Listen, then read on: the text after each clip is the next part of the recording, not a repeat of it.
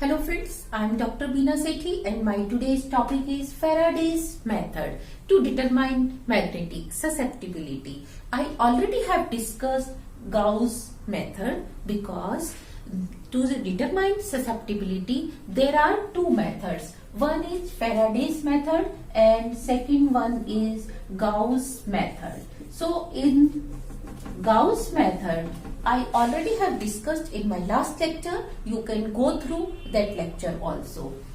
So what are the difference between Faraday's method and Gauss method? First we will discuss difference, then we will discuss Faraday's method. In Faraday's method we calculate direct specific susceptibility, whereas in case of Gauss method we find out volume susceptibility, and then volume susceptibility is converted into specific susceptibility by using density of the sample, and density depends on the packing of the material and which is always not appropriate or which is always not consistent. Similarly, it adds error also. So in calculating specific susceptibility by Gauss method, packing adds an error in it, whereas in this we directly get specific susceptibility.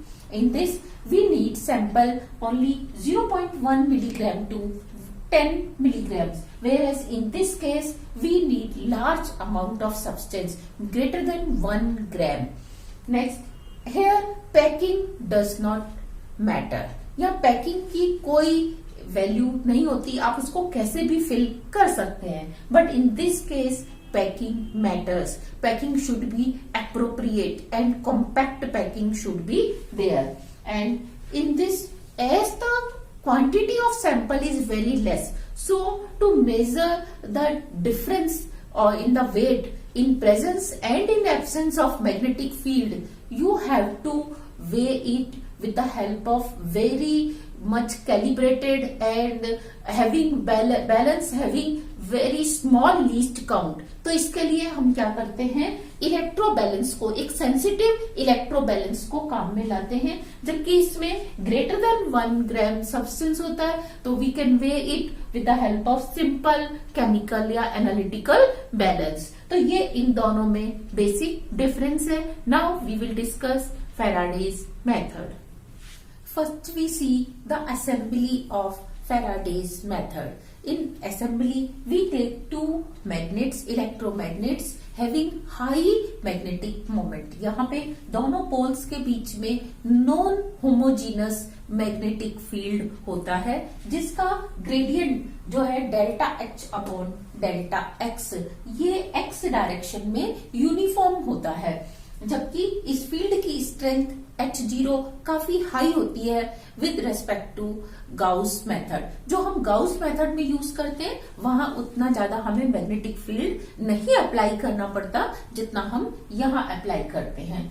इस case में हम एक बहुत ही small ampoule यानी कि tube लेते हैं, quartz crystal की बनी हुई, और जिसका इंटरनल डायामीटर 0.1 मिलीमीटर होता है, और सारे सैंपल को, क्योंकि हम सैंपल की क्वांटिटी 0.1 से 10 मिलीग्राम ही लेते हैं, तो उस सैंपल को इस ट्यूब में फिल करके इस तरीके से हैंग कर देते हैं कि वो दोनों पोल्स के सेंटर में रहे और पूरा की पूरा सैंपल उसके मैग्नेटिक फील्ड के बीच में ही आ जाए. और ये जो सेंट्रल रीजन है ये एक तरह का होमोजीनस होता है. पूरा जो रीजन है यहाँ से यहाँ तक दैट इज नॉन होमोजीनस, लेकिन उसका सेंट्रल होमोजीनस जो ऑलमोस्ट होमोजीनस पार्ट है, क्योंकि हम काफी छोटा वो एम्प्यूल लेके चल रहे हैं, उसमें हम इसको हैंग कर देते हैं. और उसमें अगर हमने M वेट लिया है तो अगर M सैंपल है तो हम इसे MS से डिनोट करेंगे, और जब हम स्टैंडर्ड सब्सटेंस लेंगे तो हम इसे जब सैंपल है तो हम MU से डिनोट करेंगे, मींस अननोन ससेप्टिबिलिटी, और जब स्टैंडर्ड कंपाउंड होगा तो हम उसे MS से डिनोट करेंगे. अब हम इसमें क्या करते हैं, कि ट्यूब को हैंग करने के बाद इस पूरी असेंबली को एक चैम्बर में बंद कर देते हैं, ताकि इसके ऊपर बाहर से किसी भी तरीके के फील्ड का कोई इस पे इफेक्ट ना हो। और ये काफी सेंसिटिव इलेक्ट्रो बैलेंस होती है, क्योंकि यहाँ इन प्रेजेंस और in absence of magnetic field में जो मास में चेंज आने वाला है वो भी काफी कम होगा। तो हम ऐसे सेंसिटिव बैलेंस लेते हैं जो उस माइन्यूट चेंज को मेजर कर सके। अब हम क्या करेंगे, सबसे पहले अननोन मैग्नेटिक ससेप्टिबिलिटी वाले सब्सटेंस को उसमें हैंग करेंगे और उसका वेट नोट करेंगे। नेक्स्ट हम उसी ट्यूब को वहीं रखते हुए यहाँ पे हम इलेक्ट्रोमैग्नेट में करंट पास करेंगे, तो ये मैग्नेटिक फील्ड डेवलप हो जाएगा। फिर हम प्रेजेंस ऑफ मैग्नेटिक फील्ड इसका वेट नोट करेंगे और दोनों का डिफरेंस ले लेंगे। ये सारी कैलकुलेशन मैंने आपको गाउस मेथड में पहले ही एक्सप्लेन कर दी है। नेक्स्ट हम क्या करेंगे, इस एम्प्यूल में स्टैंडर्ड सब्सटेंस के लिए हम क्या करते हैं, मर्क्री टेट्राथायोसाइनेटो कोबाल्टेट सॉल्ट लेते हैं, जिसकी कि हमें नॉन होती है मैग्नेटिक ससेप्टिबिलिटी या स्पेसिफिक मैग्नेटिक ससेप्टिबिलिटी। अब हम क्या करेंगे, जब आपने इसको अननोन सब्सटेंस को इसमें हैंग किया तो इसके ऊपर सपोज जो फोर्स एक्सर्ट हुआ मैग्नेट से वो हुआ Fu। वो डिपेंड करेगा इसके मास पे और इसकी मैग्नेटिक ससेप्टिबिलिटी पे। मास पे, मैग्नेटिक ससेप्टिबिलिटी पे, साथ में डिपेंड करेगा ग्रेडियंट पे और उसके मैग्नेटिक फील्ड स्ट्रेंथ पे। तो ये delta H upon delta X H0, इसको हम कर्ली से भी डिनोट करते हैं, curly H upon curly X into H0। जब हम इसके अंदर इस ट्यूब में स्टैंडर्ड सब्सटेंस फिल करेंगे तो जो फोर्स एक्सर्ट होगा सैंपल स्टैंडर्ड सब्सटेंस के ऊपर वो होगा Fs is equal to ms काई s curly H upon curly X into H0। अब ध्यान दो, इन दोनों इक्वेशन में हम क्या कर सकते हैं, इस तरीके से लिख सकते हैं कि इसको हम रीअरेंज कर सकते हैं कि मास और ससेप्टिबिलिटी को हम फोर्स के नीचे लिख सकते हैं इस तरीके से Fu Mu काई u, तो ये बराबर होगा डेल्टा H वो curly H upon curly X into H0। ये भी इसी के इक्वल होगा। तो क्योंकि दोनों का राइट हैंड साइड क्या है, सेम, और ये थ्रू आउट द एक्सपेरिमेंट क्या रहता है, कांस्टेंट रहता है, तो हम इन दोनों इक्वेशन को, इक्वेशन नंबर 1 और इक्वेशन नंबर 2 को क्या कर सकते हैं, इक्वेट कर सकते हैं। जब ये दोनों को हम इक्वेट करेंगे तो उसमें से हम क्या फाइंड आउट कर सकते हैं, अननोन सब्सटेंस की स्पेसिफिक ससेप्टिबिलिटी। क्यों? क्योंकि उसमें हम फोर्स को वेट की हेल्प से नाप लेंगे और मास हम इलेक्ट्रोबैलेंस की हेल्प से, और ये सारी वैल्यूज में हम मास और फोर्स को नापने के साथ साथ काई एस स्टैंडर्ड सब्सटेंस की ससेप्टिबिलिटी जो कि 16.44 इंटू 10⁻⁻6 होती है, किसके ऊपर, 293 केल्विन पर। तो हम उसकी वैल्यू यहाँ पे रख के अननोन सब्सटेंस की मैग्नेटिक ससेप्टिबिलिटी को कैलकुलेट कर लेते हैं।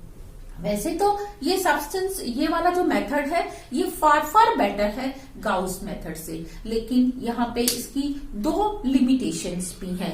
फर्स्ट इसकी लिमिटेशन होती है कि आपने, क्योंकि बहुत माइन्यूट डिफरेंस आता है in presence of magnetic field and in absence of magnetic field में, तो उस माइन्यूट डिफरेंस को मेजर करने के लिए आपको जो इलेक्ट्रो बैलेंस चाहिए होती है वो काफी ज्यादा सेंसिटिव और चाहिए होती है, जो हर लैब में अवेलेबल नहीं होती और ये काफी कॉस्टली भी होती है। तो एक तो इसकी लिमिटेशन यही हो गई कि आपको एक हाई कॉस्ट की electro balance, sensitive electro balance चाहिए, और इसमें अगर थोड़ा सा भी डिस्टर्बेंस होगा तो ultimately you are going to get incorrect results. Next इसकी लिमिटेशन होती है क्योंकि आप यहाँ पे बहुत ही फाइन पाउडर फॉर्म में सब्सटेंस को लेते हैं और ये बहुत कम अमाउंट में होता है, तो यहाँ पे जो सरफेस पे रिएक्शंस हो सकती हैं, सरफेस रिएक्शंस जो इस सब्सटेंस की सरफेस पे होंगी वो डायरेक्ट अफेक्ट करेंगी